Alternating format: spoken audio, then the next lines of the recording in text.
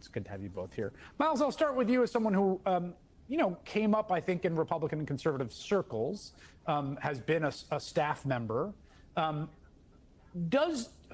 Have something changed here?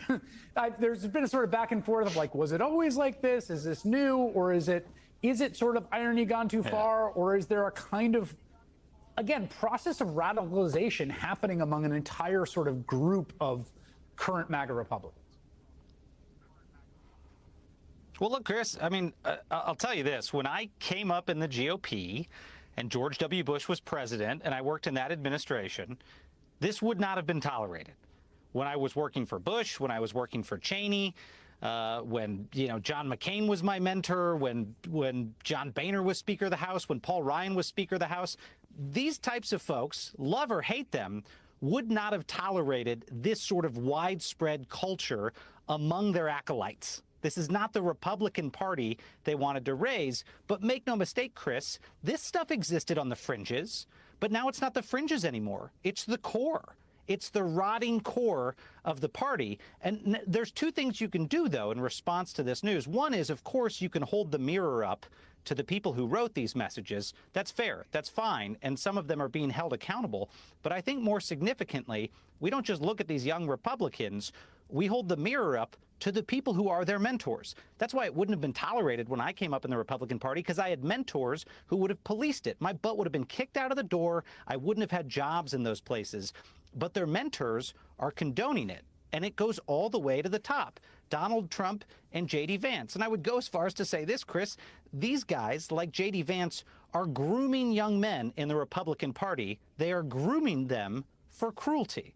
They're raising these weak little loser incels to go attack people who are weaker, to go attack people because of their race, to go attack people because of their religion. That type of bullying displays total weakness, but that's now become the core culture in the Republican Party that I once was in.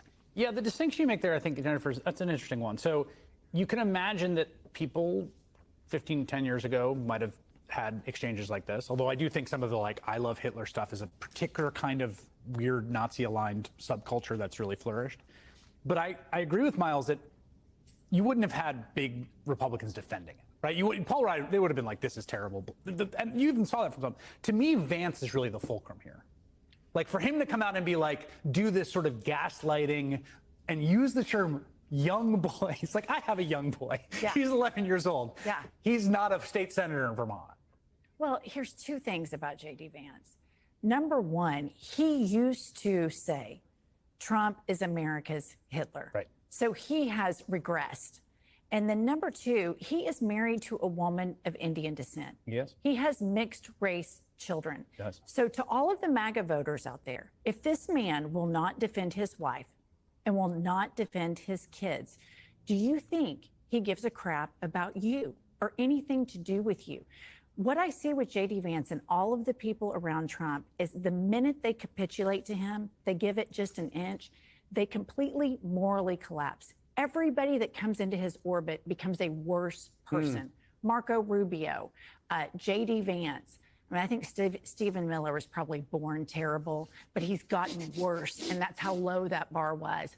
The moral rot on display that we see, this is intentional. They are flexing the authoritarian muscle, and they all have to make up for something because the strong man is frail. The strong man has cankles. He's got bruises on his hands. He's got dementia. So now his acolytes are coming out acting like big tough guys to try to keep the facade up because there are fissures all over the place in the MAGA movement right now. Well, and one of the fissures, and this is something that I've sort of followed, is just that there have been these factional fights, Miles, about what's too extreme, right? And there's been these factional fights about essentially sort of avowed neo-Nazis, people who are sympathetic to Hitler, who talk about, make jokes about how the Holocaust was made up, things like that, and have a real following in conservative politics and have been in a factional war inside conservative politics about whether they get to be sort of part of the movement.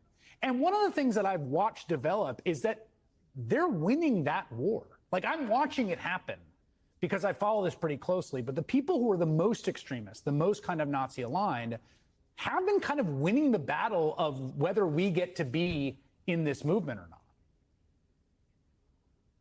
Oh, they're completely winning, Chris. I mean, they've pushed people like me, what we used to characterize as the rational faction of the Republican Party, out to the fringes. That's the reality. The thing is totally flipped.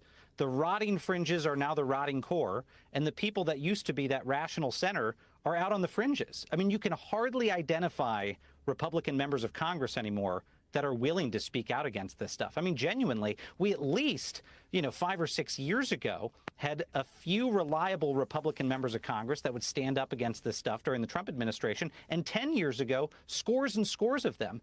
I mean, the population is dwindling so that rational Republicans are now a completely endangered species at the risk of becoming extinct. And to your point, Chris, look no further than this side by side.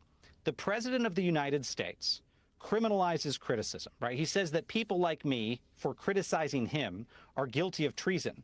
And yet, the immigration policy that was just leaked today from this administration would reward and provide safe harbor to people who express racist and bigoted views abroad in European countries and are looking to seek refuge in the United States. You cannot make this up. They are punishing people for free speech in this country, but saying to extremists and violent bigots overseas, hey, if you need a place to stay, come to America. What does that tell young people coming up in the Republican Party about the United States of America that their party wants to build? Yeah, and 35-year-old professionals are not responsible for what they say because they're kids, according to J.D. Vance, but Ramesa Oztark, a Turkish grad student, is kidnapped off the street and threatened with deportation for an op-ed she co-wrote. I want to, Jennifer, Mike Davis. Mike Davis is someone people should know about because he's sort of a figure in right-wing MAGA lawyer circles. He clerked for Justice Gorsuch, if I'm not mistaken.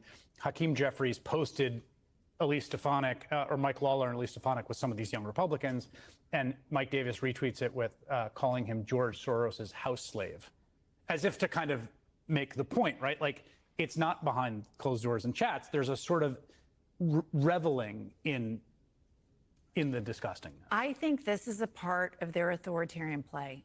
The rules don't apply to us. Yes. We're going to rub it in your face. And Megyn Kelly said it best on her podcast. We haven't felt the same since Obama. And something broke in white people that had some racism. Some white people. Some white people had some racism stewing in them in communities that I grew up in a totally red state. And something broke in them when there was a competent, wonderful Black president, maybe they disagreed with, that was eating off the china, sleeping in the bed at the White House. And I remember in Oklahoma City when Obama came, he was greeted with Confederate flags in Oklahoma City. So all of this was there. And you remember that John McCain debate where John tried to tone that woman down. It was all there. None of this surprises me. As a person that lived in a red state, I always looked for the federal government to temper all of this. And to Miles's point, now that this is mainstream, it's just devastating. Miles Taylor, Jennifer Welch, good to have you both. Thank you so much.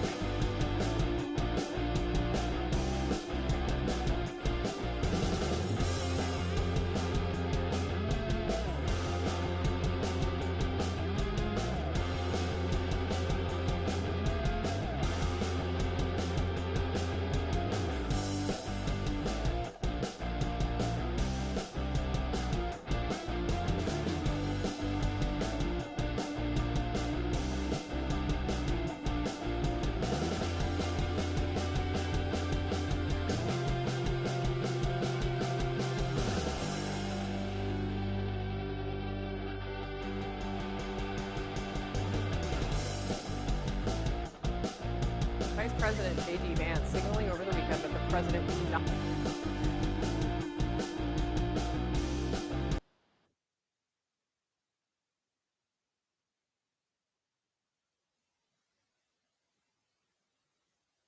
Vice President J.D. Vance signaling over the weekend that the president was not opposed to invoking the Insurrection Act in his effort to deploy the U.S. military in American cities for law enforcement purposes.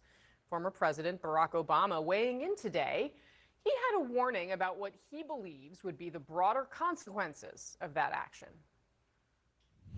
When you have military that can direct force against their own people, that is inherently corrupting. When you have what looks like a deliberate end run around not just a concept, but a law that's been around for a long time, posse comitatus, that says, you know, you don't use our military on domestic soil unless there is an extraordinary emergency of some sort. That when you see an administration suggest that